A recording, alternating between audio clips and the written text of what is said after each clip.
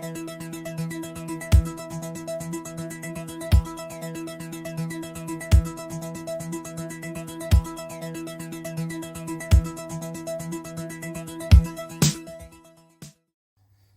everyone, I hope that you're fine. Today we're going to deal with question 4 and we're going to practice for it.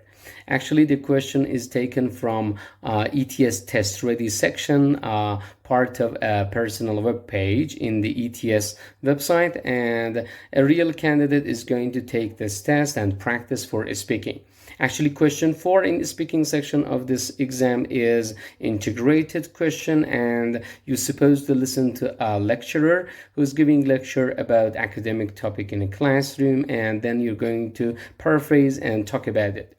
The professor usually talks around two areas of one concept. It could be two features of, for example, animals in a biology class. It could be about two methods of, for example, advertising in business class, and gives more details and examples in order to illustrate it. So you need to take the notes as you listen, and then you have preparation time, and then you're supposed to talk about 1 minute about that topic.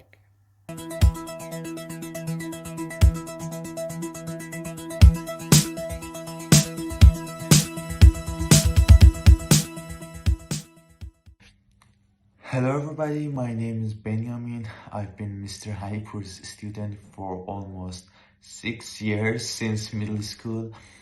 I've been working on TOEFL for about a year, and I plan to take the exam tomorrow. I'm here in Tehran to take the exam. I hope I could get a good and reliable score.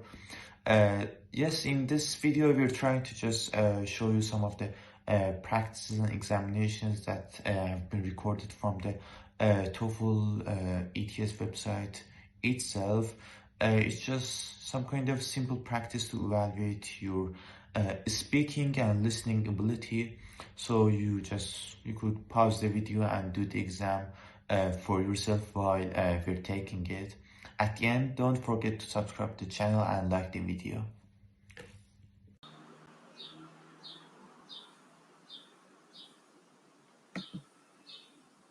You will listen to part of a lecture. You will then be asked a question about what you heard. Now listen to part of a lecture in a business class. Today we'll talk about how companies determine the initial price for their products. By that, I mean, when they first introduce a product in the market, there are different approaches, and today we'll discuss two of them. They are quite different, each with their own advantages.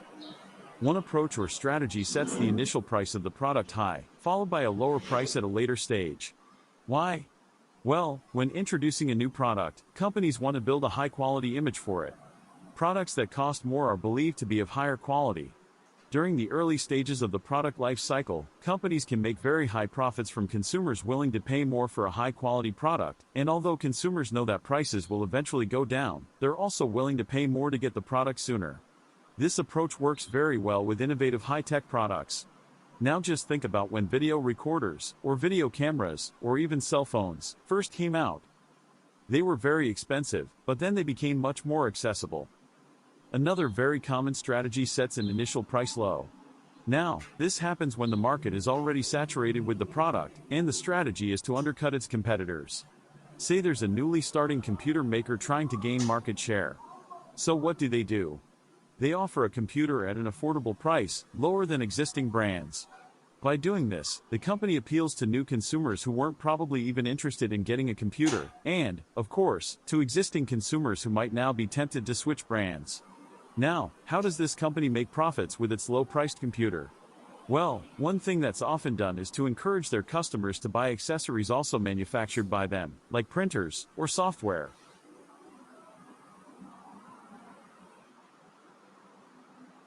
Using the points and examples from the lecture, explain the two pricing strategies described by the professor.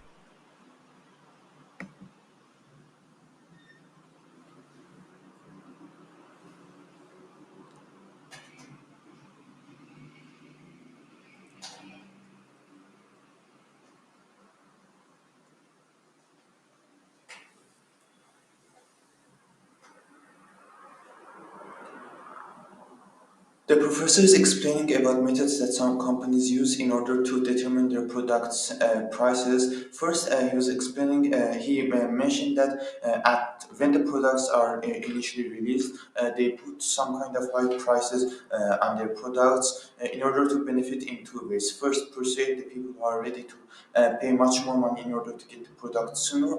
On the other hand, in order to project their good as a high quality thing, he gave the example of gadgets, electronic gadgets, which at firstly released were much more expensive. Then he explained the situation when the market is saturated with lots of companies. In this situation, some companies offer some kind of affordable and competitive prices in order to persuade their customers to buy their products. And how they do profit from this, they sell some kind of accessories like printers alongside their products.